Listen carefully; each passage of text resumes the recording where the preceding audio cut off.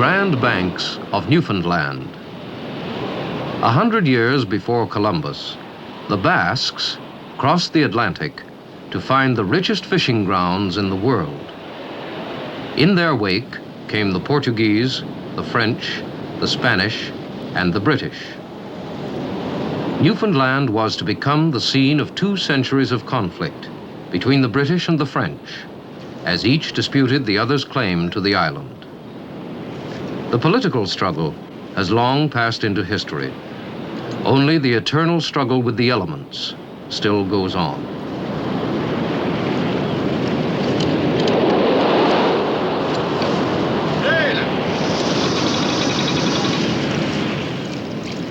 Salmon, tuna, haddock, and halibut, mackerel, turbot, herring, and sardine abound in these waters. But the biggest catch is cod. The Grand Banks fishermen take out more than 1 million tons of cod every year. When a Newfoundlander talks about fish, he means cod.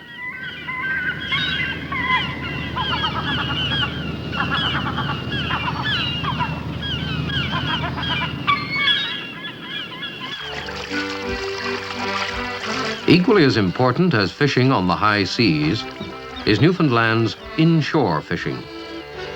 In the late spring, the young squid come inshore in their thousands. Squid is so plentiful in Newfoundland waters that it's become almost an emblem of the island.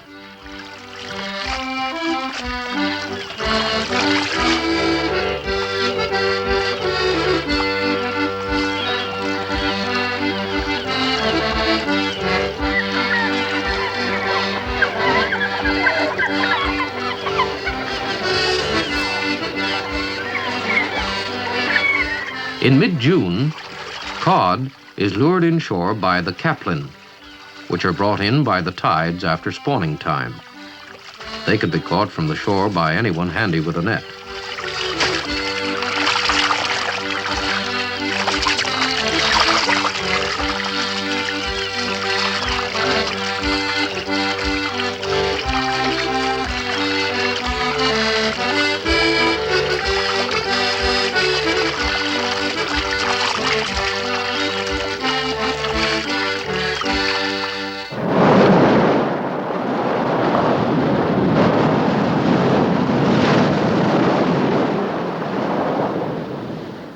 A stone's throw from his home, the inshore fisherman can pull in huge quantities of cod. His gear includes trawls, traps, and gill nets, as well as hook and line. In addition to the cod, there are, in season, large quantities of herring, salmon, and lobster to be caught. The sea reaches into the island through countless bays, creeks, and inlets. It touches the daily life of all Newfoundlanders and has formed the pattern of their lives for centuries. They have a fisherman's attitude to the sea, for their ancestors came here primarily as fishermen, not as mariners.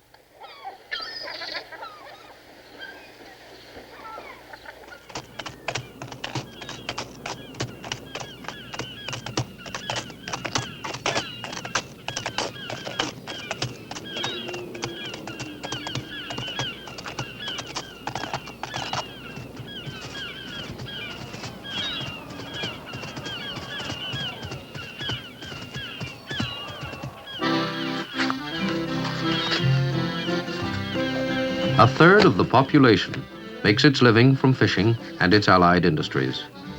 At Black Duck Brook, they work as they have worked for centuries.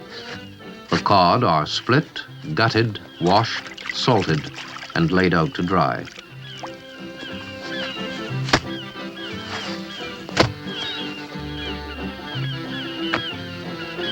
These wooden platforms made of boughs are called flakes, a common sight along Newfoundland shores. Drying fish like this in sun and wind is an ancient craft, perhaps as old as man. It seems simple, but care and patience are essential. Perhaps it is a dying craft, for many fishermen now deal directly with the freezing plants.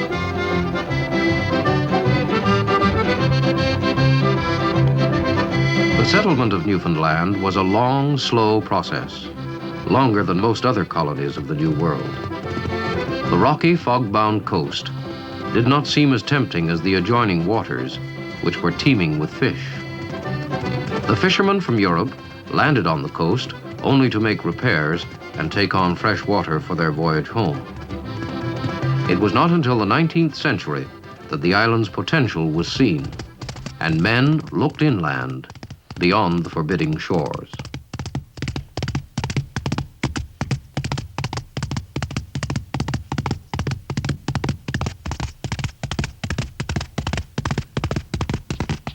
Traditionally, the whole family helps bring in the hay, but the rocky soil does not encourage many to farm for a living.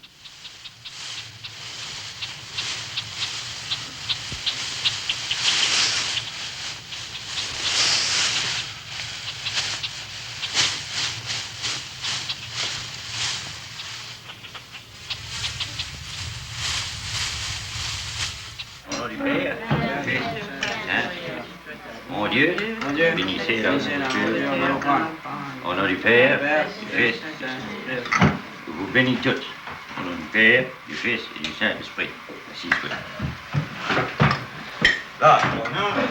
Those islanders of French and Acadian descent are proud of their heritage. Black Duck Brook is a French-speaking community, though everyone can speak English too. At school, the children speak only English, and the older people wonder how long they can keep alive the language and traditions of their ancestors.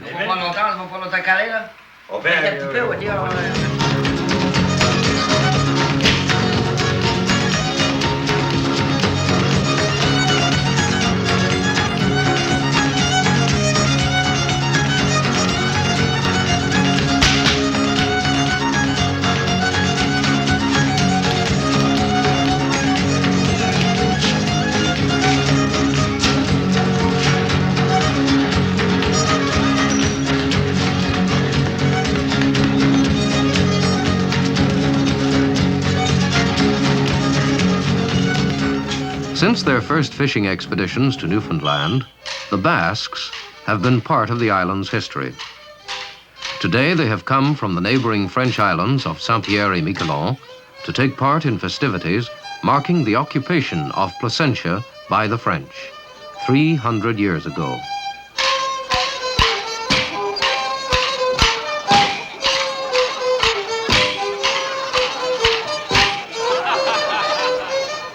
Placentia, called by the French Plaisance, was named by the Basques centuries ago when they first discovered the sheltered bay on the southeast corner of the island.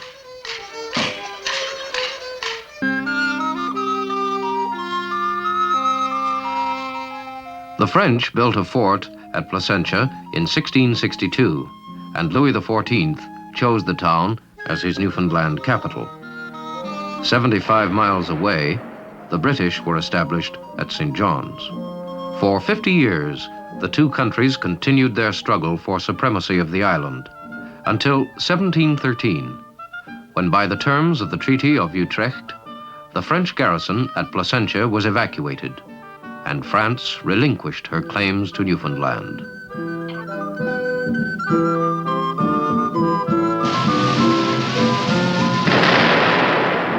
But the controversy between the two countries continued over French rights to catch and actually go ashore to dry the fish.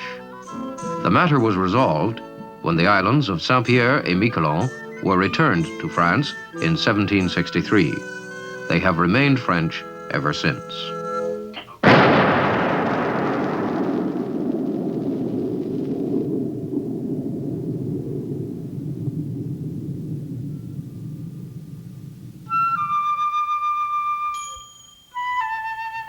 The first white men to discover Newfoundland were the Vikings. Leif Erikson landed on the north shore in the year 1000 and founded the settlement of Vinland. But the discovery and naming of the island is generally credited to John Cabot, the Venetian navigator. In the service of Henry VII of England, Cabot landed at Cape Bonavista in 1497. 5 years after Columbus's epic voyage, this much-visited island was officially discovered. And Terra Incognita became Terra Nova, Newfoundland. A 16th century map, viewed from north to south, shows a painstaking, if rather inaccurate, drawing of Newfoundland. The mapmaker was guided by notes and sketches provided by Cartier, who had explored the Newfoundland coast and found it to be an island. It was on the shores of the Straits of Belle Isle that Cartier came across the first Red Indians, the red-painted Beothics, a Stone Age tribe, which by the 19th century had become extinct.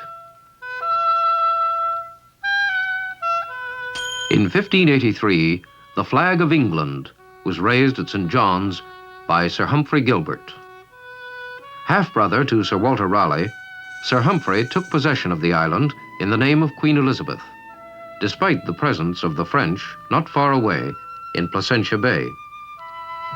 This great natural harbor has for centuries provided a safe, ice-free anchorage for ships of all nations.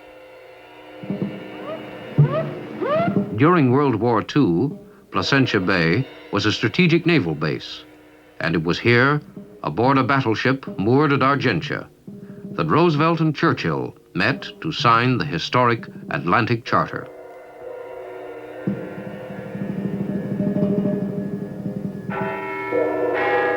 Called Britain's oldest colony, Newfoundland is also Canada's youngest province.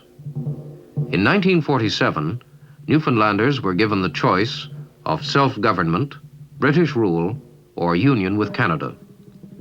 Their final choice was Confederation, and Newfoundland with Labrador became Canada's 10th province in 1949.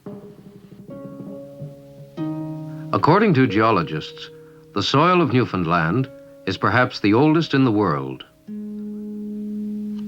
Sir Francis Bacon, the 16th century English philosopher, said, "The fisheries of Newfoundland are more productive than the mines of Peru." He could not have foreseen that one day the mines of Newfoundland would be a major part of the island's economy. And many Newfoundlanders now earn their living working in the flourishing mining industry.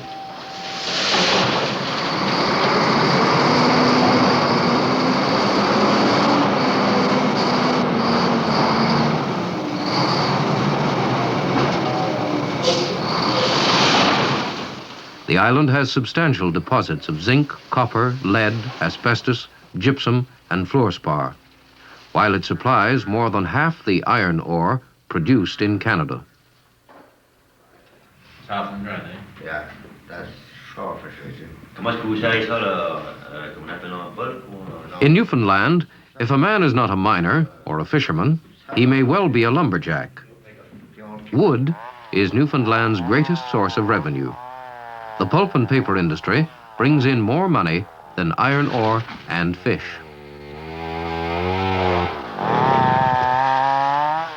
Northern Newfoundland is a barren, rocky area, but the west side of the island compensates for this with vast forests of conifers, which supply the raw materials for the pulp and paper mills.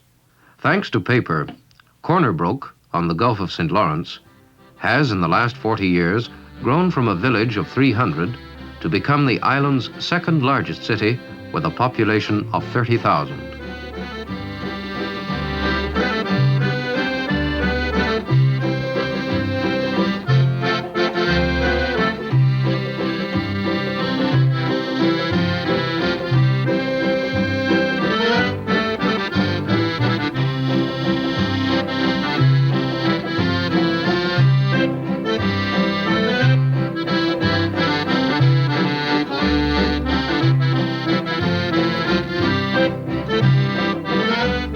The biggest integrated paper mills in the world are at Brook.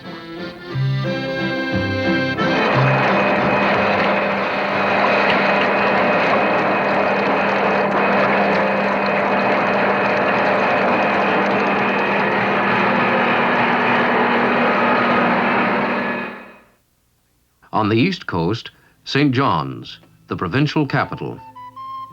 Dominating the city is Signal Hill, site of the last battle in Canada between French and English soldiers.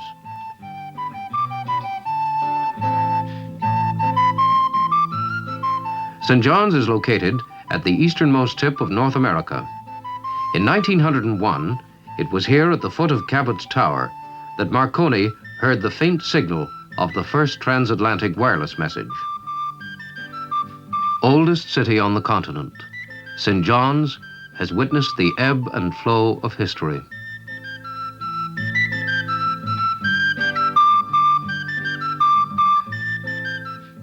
And today, the fishing boats of many nations enjoy safe anchorage in the harbor that John Cabot discovered almost 500 years ago.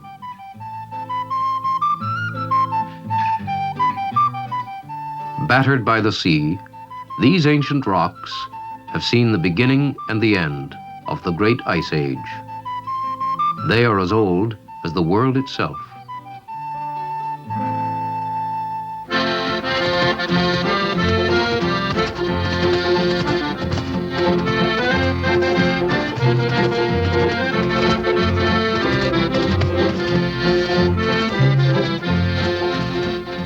Although it is the 10th biggest island in the world, Newfoundland has only 420,000 inhabitants, scattered mainly along the coast or living in remote inland villages. It is an island of contrast, of youth and age, a land at once rich and poor. It is a land of the future, port of call for the ships and aircraft of the world. Yet it still holds dear the worthy traditions of its former times.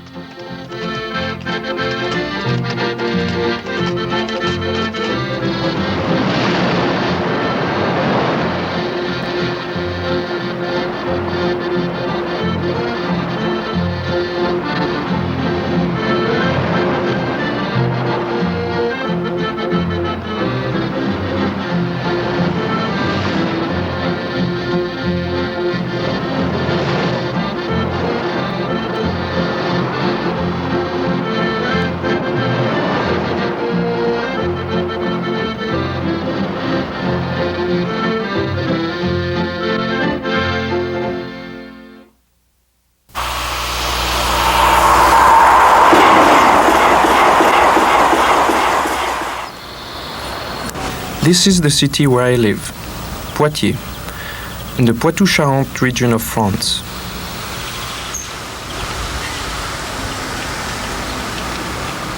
I teach here at the University of Poitiers. My name is André Magor. Today we're going to speak about an ethnic group which counts among the least well-known in North America. These groups represents the more recently formed French-Canadian community outside of Quebec. It is also the smallest one and the only one outside of the Acadians whose population does not come from Quebec.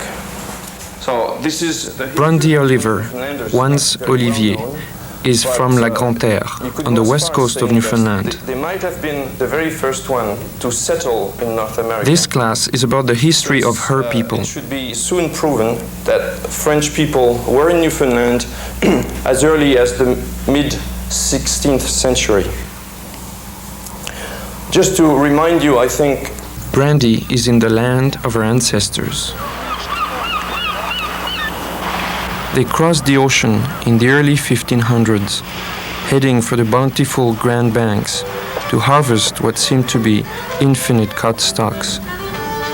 Some of them never came back from the place they called Newfoundland. Their stories sounded too promising to leave untold, so I decided to cross the Atlantic to the New World.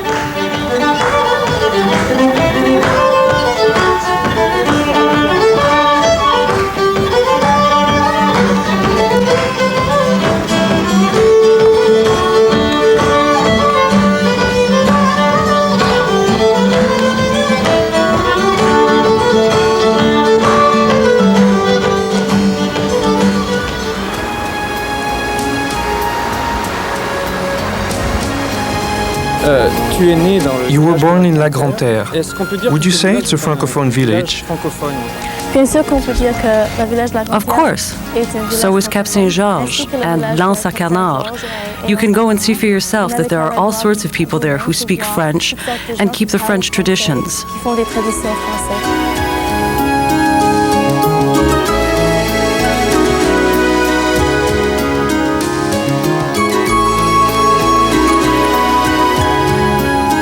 England and France fought over this island in the North Atlantic for more than 100 years. In 1713, Newfoundland itself became British, but France kept its fishing rights, and the west coast of the island became known as the French shore, La Côte Française.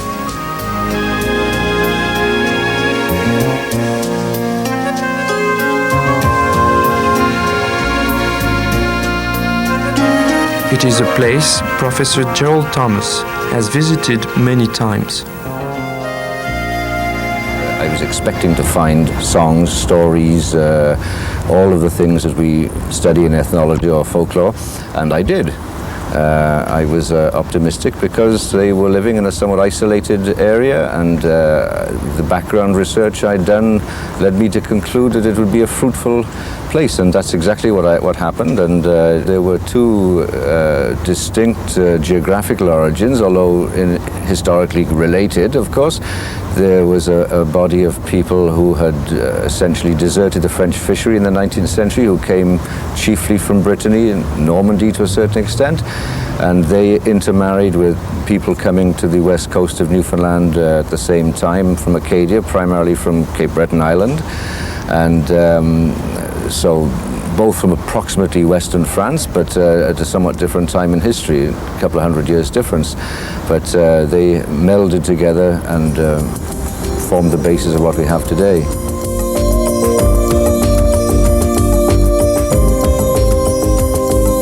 There are hundreds of French place names all over Newfoundland and Labrador.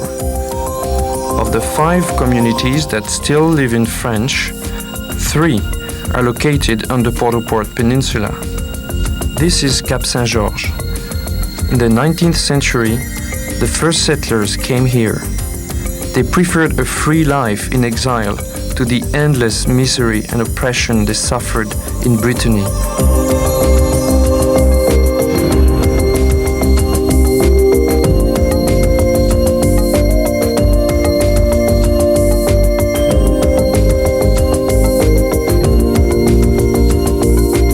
Cut off from their homeland, this end of the world became their own new world.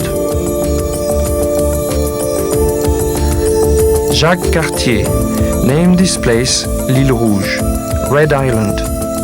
It was to be the greatest and the last French fishing station on La Côte Française. Most of the first settlers, les Vieux Français, dropped anchor here before moving on to nearby La Grande Terre, mainland. None of them returned home when France stopped fishing here in 1904. They stayed on, a tough, independent people who adapted well to a rough but rich environment.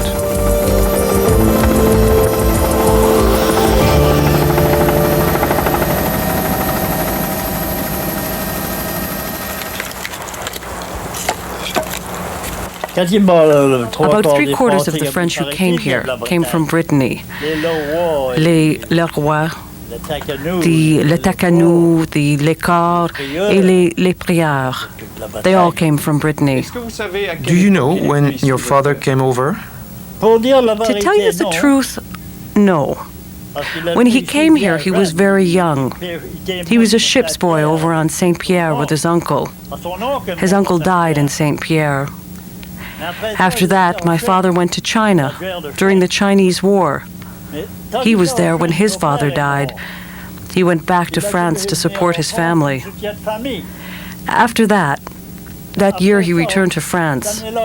It was too late to come back to l'Île Rouge.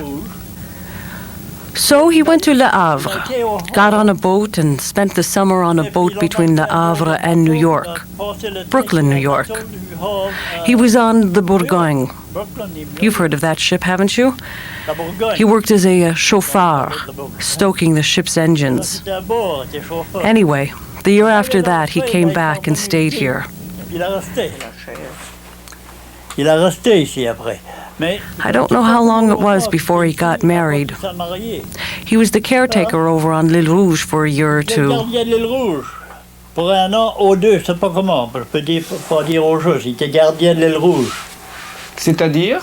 What did he do? Well, back then, a lot of French came to fish at L'Île Rouge. In the fall, they'd go back to France, but they'd leave their fishing equipment behind. So they needed a caretaker. My father and his ship's boy were caretakers over on the island.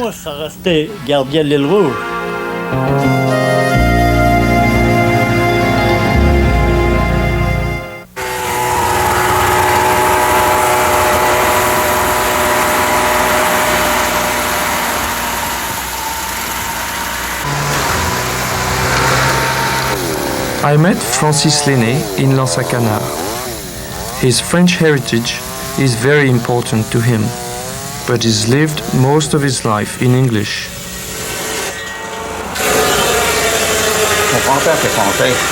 My grandfather was French.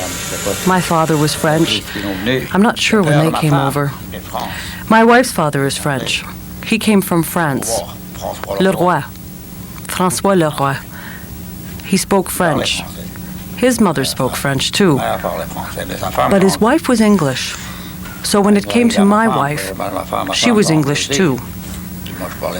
I spoke French, but then, you know. Marie Félix tells stories of a way of life that no longer exists in my country. Quand j'étais une petite fille, bien, on était tous des petits Français là dans ces temps-là. C'était pauvre, hein. Tout ce qu'il y avait, c'est la pêche. When I was a little girl, we were all French around here. But it was poor, eh? Fishing was all there was, and it didn't pay much. Maybe a penny and a half a pound. Lobster was the same thing. 1, maybe 2 cents a pound. So there wasn't much money. But my father was a farmer. Not a commercial farmer, but for us, eh? We had a lot of animals. Cows, horses, sheep, and he and my mother always had beautiful gardens. So we always had enough to eat.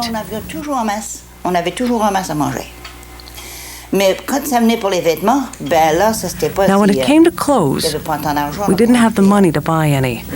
So we made the material to make the clothes. We washed the wool and carded the wool and spun the wool. Then we wove it into material.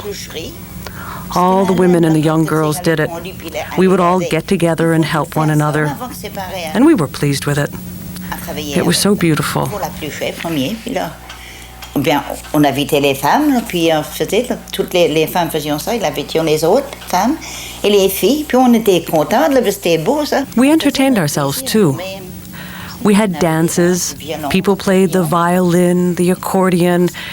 Then there were the veillées, where the whole family would get together and we'd all tell stories. It was so nice. My father used to sing a lot of French songs. Le bord des villes, le bord des vaisseaux. That was one. There was another. Le barbier? The barber? I think there were others. Vous vous souvenez de la chanson? Do you remember any of them? La barbière? A little, yeah. C'est quoi ça? La barbière, c'est à Paris, il y a une barbière. Elle est 100 fois plus belle que le jour. But there were a lot I forgot. We went to an English school. There weren't any French schools around here, so we were forced to learn English. We didn't have any choice. We had to, and that was that. So when it came to learning more songs, we learned them in English. Comme ça, qu'est-ce qu'il y avait, les chansons qu'il y avait, ça, c'était anglais, comme ça on les apprenait en anglais. When your son came in, I noticed you didn't speak to one another in French. Oh no, he doesn't speak French. He understands it, but he doesn't speak it. All of my children understand French, but they don't speak it. My wife is English, you see. I never speak French with my wife. Tu peux nous dire quelque chose en français, là? Can you tell us something in French? Si.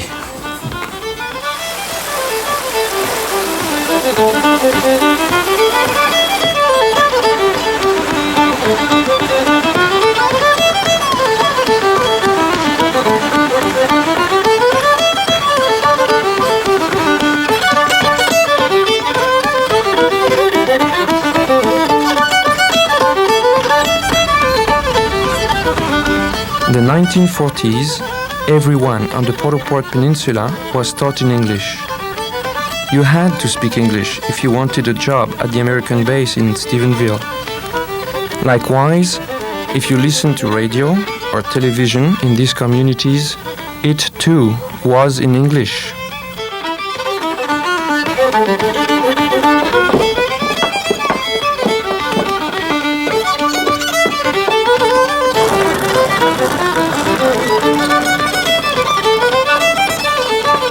People still spoke French at home, but were embarrassed to speak it in public. This started to change in the 1960s, when a group of young French Newfoundlanders decided that speaking their own language was nothing to be ashamed of. They began the fight to reclaim their language, culture, and identity.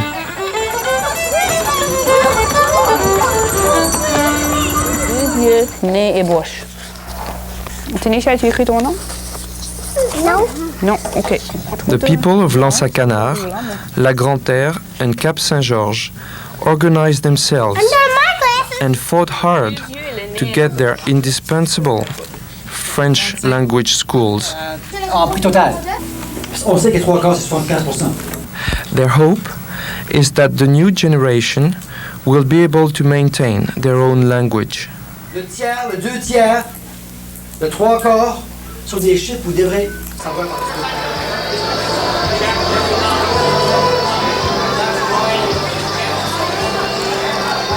Pierre Trudeau's visit to Cap Saint-Georges and his policy of bilingualism and biculturalism was a great help.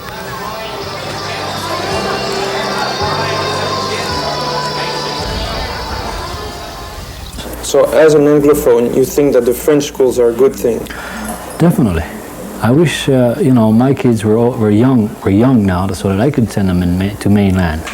When I went to school, there was no such thing as a French school, total French immersion.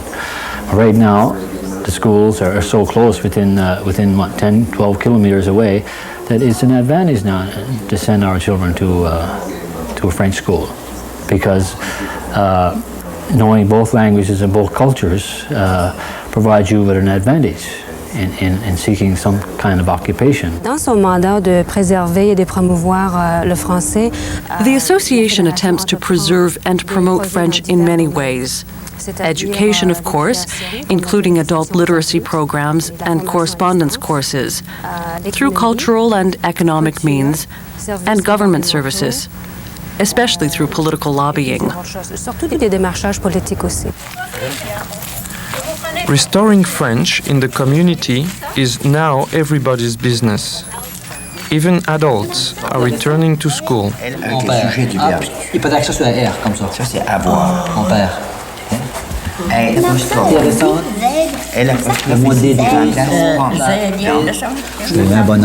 I had a guy come here because his parents spoke French at home, but never with him. He wants to relearn French. He understands it, but he doesn't speak it.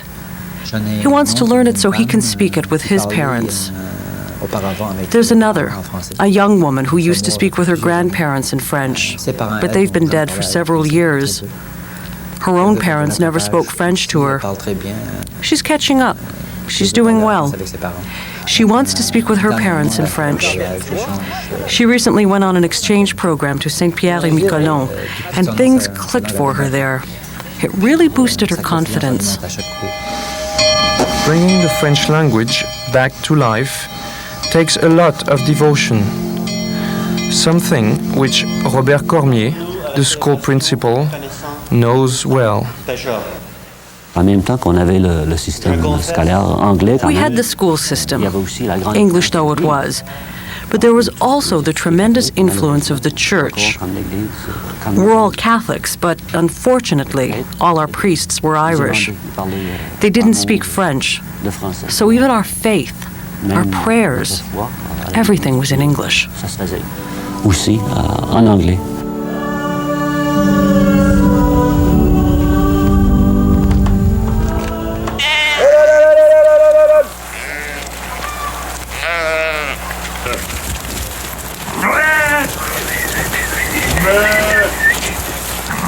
To live in their own language, French Newfoundlanders must first find a way to live at home.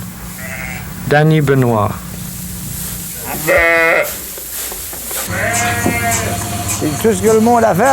What you have to do is live like people used to live.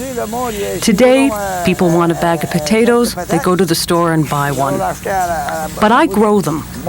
I have a lot of them. I plant them. That's the way you've got to live.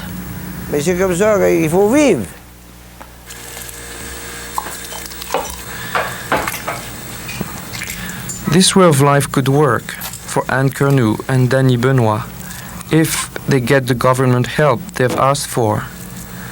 As it is now, Danny Benoit leaves home every summer to work in Toronto.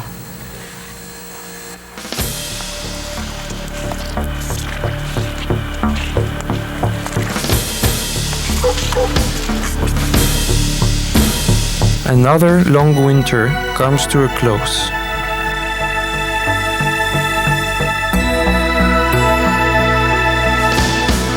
French Newfoundlanders have a special relationship with the sea.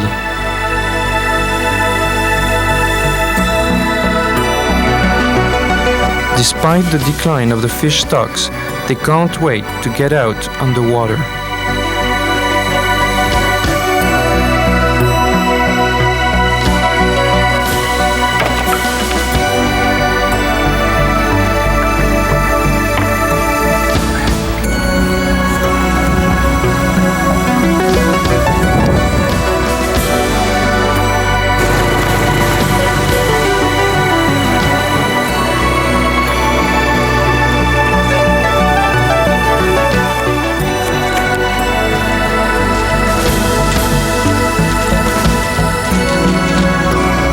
Telling them there is no more fish is like telling them there is no air to breathe.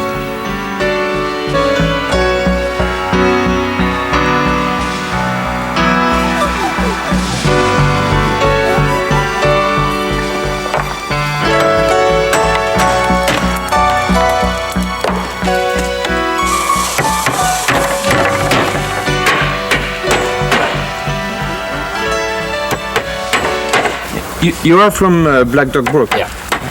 Vous parlez français? Un petit peu. Yeah. Un petit peu? Yeah. Do you work together? Yeah, c'est mon enfant. Yeah. That's my son. Yeah. Yeah. Do you go out fishing with your father? No. You just built the lobster traps? If they decide to ban the cod fishing, what are you going to do? Oh, je ne sais pas. Without a lobster fishery, we wouldn't be able to make it, you know. Because there's not enough groundfish to keep going. Yeah, groundfish is subsidy, you know, to it's bycatch, you know. But lobster is our main fishery.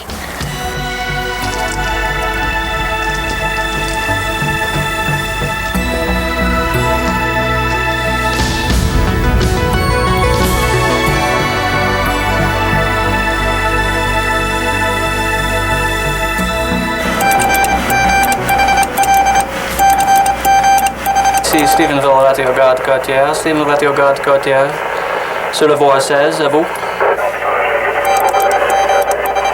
Golfe nord-est, vent du sud-est, de 2,0 nœuds diminuant à le sud-ouest en 5 taux cet après-midi. Late April, and the local fishermen line up at the wharf. They are eager to get the herring they'll use as bait in their lobster traps.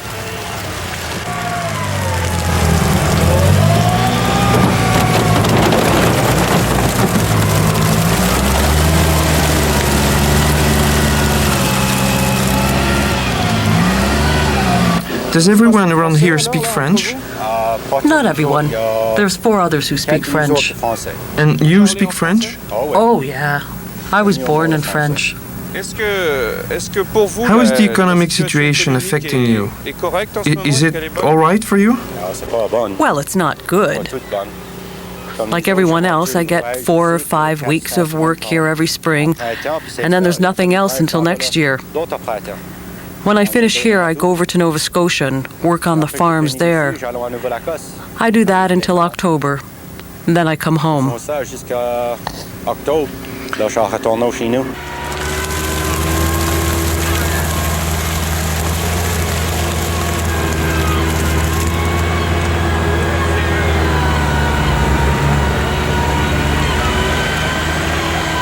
Are most of the young people around here on unemployment insurance? Yeah, there's not a lot of work. It's okay for the fishermen, and even then, that's not too good. The fishing isn't any good anymore. For guys like me, there isn't any work. Have you been carving a long time? Oh, about 8 years. Ici, je travaillais pas, unemployment. So,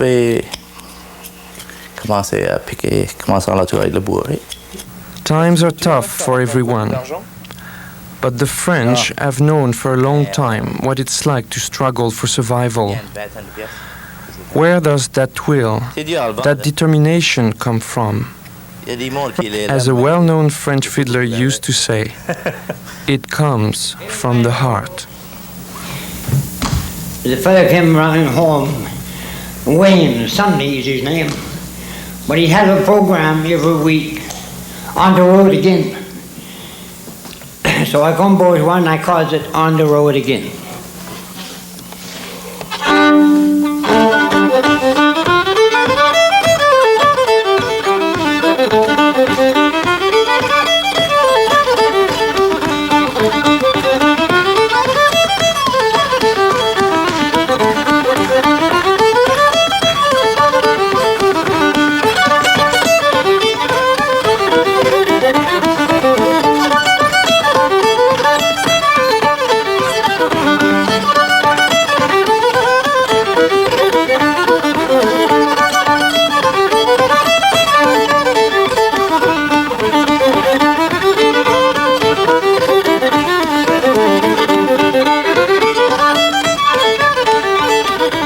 Emil Benoit was a remarkable character who, for the best part of his life until he was in his early 60s, was known locally as a great fiddler, a great entertainer, but also looked upon as a bit of an odd character because of the way he carried on, the way he fooled around when he was entertaining.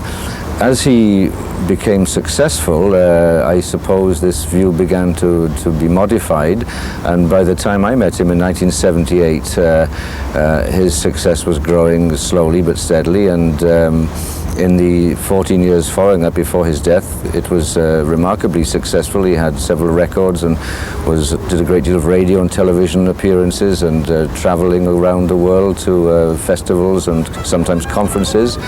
And he became, I think, an excellent ambassador for the traditional lifestyle and culture of French Newfoundlanders.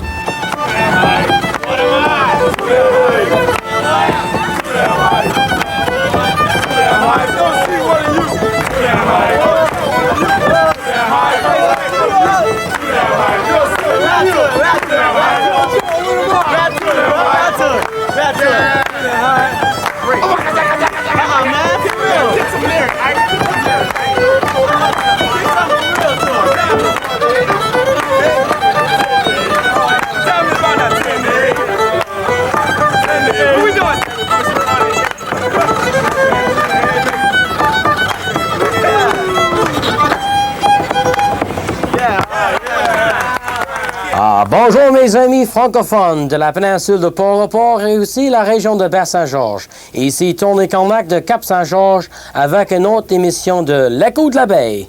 Et aujourd'hui, on dévue cette émission à Emil Benoit. On aura plusieurs de pièces de chansons d'Emile et également, on a plusieurs items de nouvelles pour vous. Mais premier, Voici Emil Benoit avec Vive la rose. Mon reine, ma même de lait, on dit on vive la rose. Mon reine, ma même de lait, on dit on vive la rose. J'irai peut-être pas ce soir, vive la rose dans les villages. J'irai peut-être pas ce soir, vive la rose dans les villages.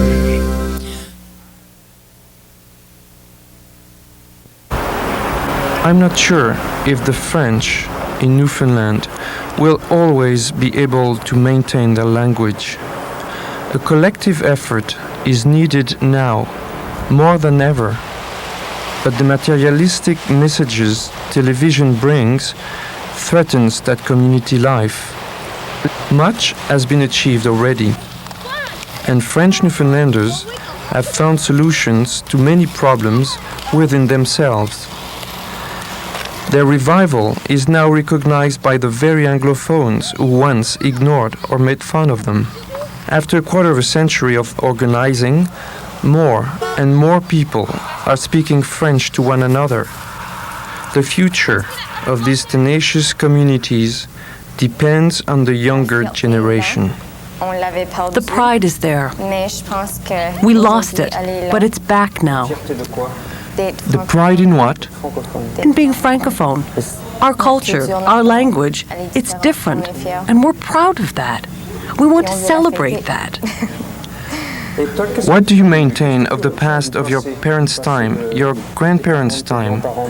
What have you kept? Well, I know that in the past, there was a lot of prejudice. My parents and my grandparents tell me things that just give me the shivers. For instance, when my parents went to school, it was all in English.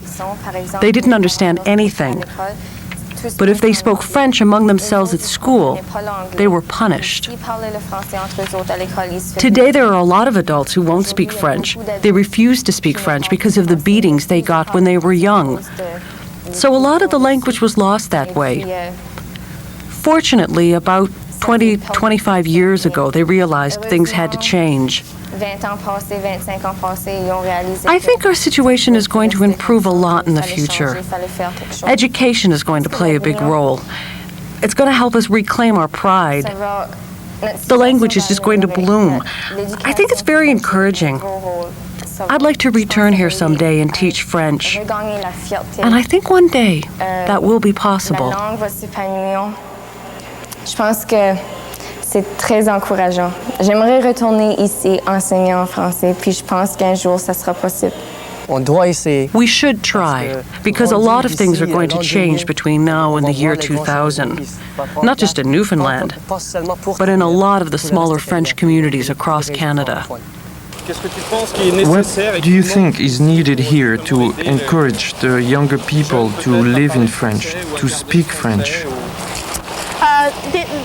Cultural activities in the community, like the Summer Music Festival, La Longue Veillée, the Heritage Days like they had in Grand Terre. Things like that help the young people to understand how it was before, when everyone spoke French. And it also gives them the chance to want to do more in French. Et ça leur donne la chance de vouloir faire plus en français.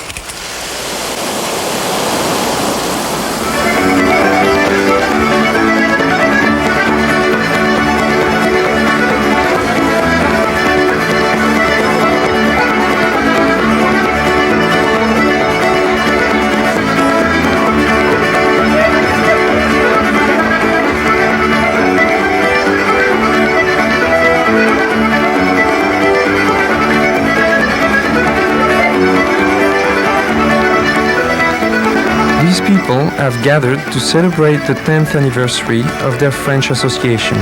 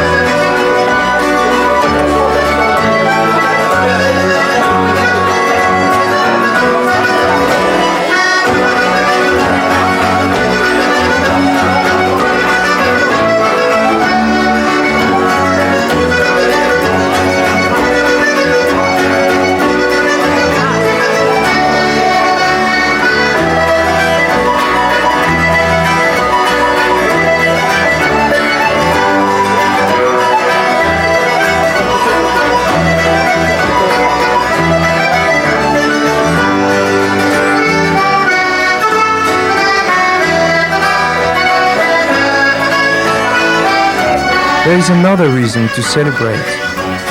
Lobster season opens tomorrow.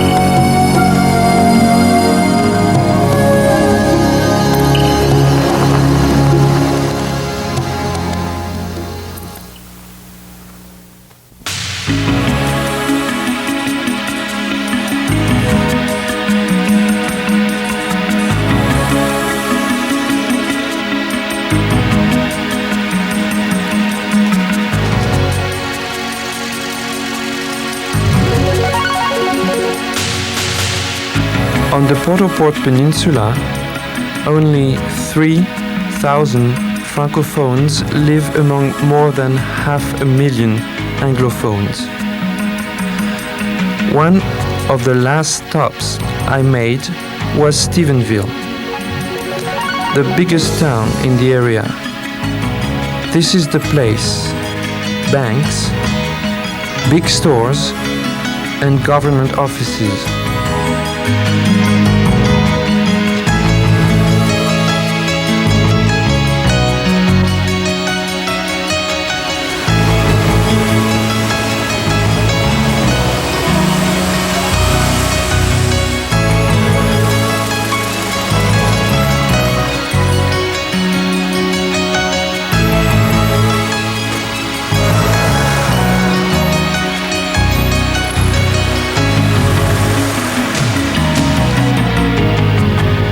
Americans once employed most of the people here, but they closed the military base in 1967. Empty buildings are now much more common than they once were.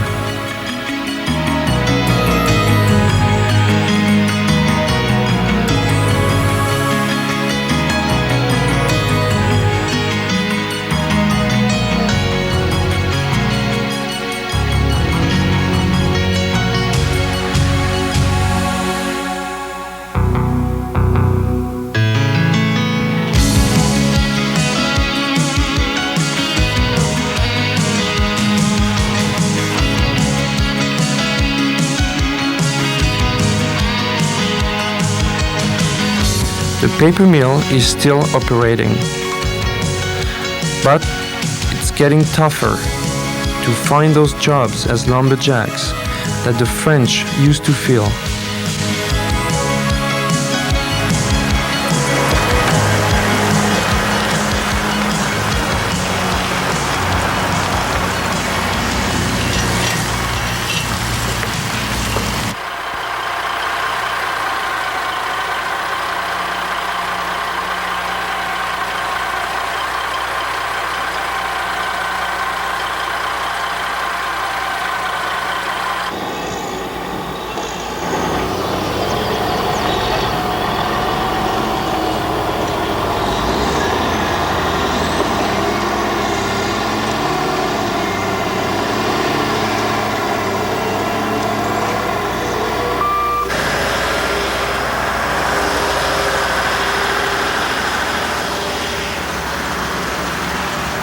If they want to find work and work in French, the tourism industry in their own communities is one of their best hopes.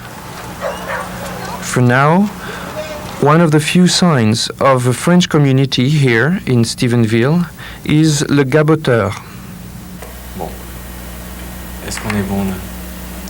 Petit peu plus. It has been publishing for almost 10 years. Perfect. Stop tape. La grande lettrine. Who reads your newspaper? Primarily French Newfoundlanders, and some Francophones in Labrador as well. It's sold in Newfoundland only? We send a couple of hundred copies to other provinces.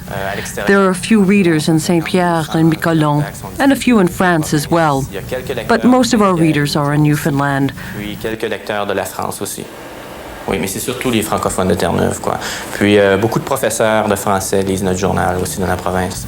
We're really the only link between the Francophone communities in the province.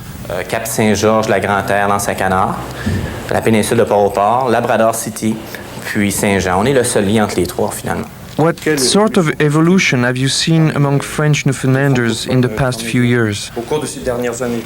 Les francophones They're prouder to speak French. Much more than they've been. A book was recently published about the French Newfoundlanders, and I think they're beginning to realize that they are someone, that they have their place here. Before, there was nothing written in the history books about the French in Newfoundland. They have a better idea now about who they are.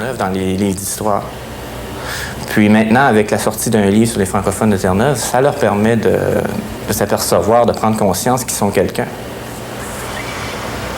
Stores in Stephenville draw a lot of people from the Port-au-Port Peninsula. Service is English only.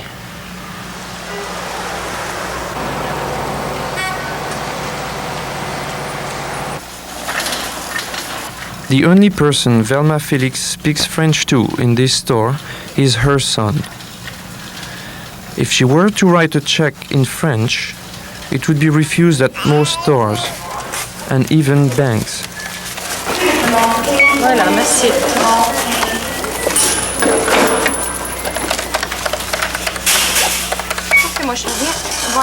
Excuse me, do you speak French? Yes, I do. Oui. Where are you from? From Cap Saint-Georges. And you do your shopping here? Oh, yes. Here and in a few of the other stores. You don't shop in Cap Saint-Georges? Well, I can't get everything I need there. I can pick up what I need during the week, but there isn't a clothing store there, no pharmacy. So I come up here every couple of weeks to do my shopping. Il n'y a pas de pharmacie, il n'y a pas de quincaillerie. Alors, une fois toutes les 2 semaines à peu près, je me rends ici. Je fais mon magasinage normal.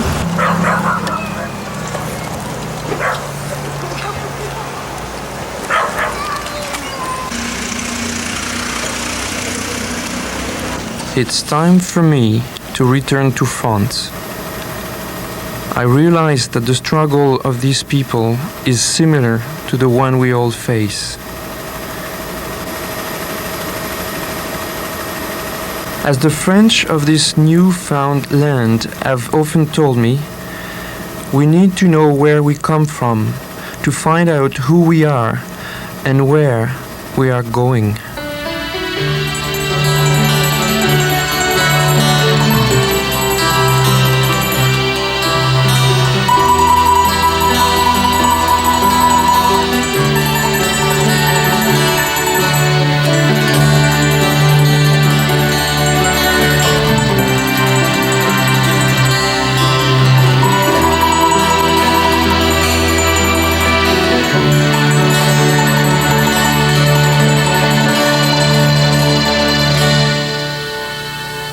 Nous sommes des francophones, ici à Cap Saint-Georges. Il y en a qui sont gênés et d'autres qui sont fiers. Avant nous étions gênés et maintenant on est fiers de vivre et parler français. La joie de nos grands-pères, Cap Saint-Georges, on te salue, car c'est à cause de toi qu'on a gardé la joie de notre esprit. Oh!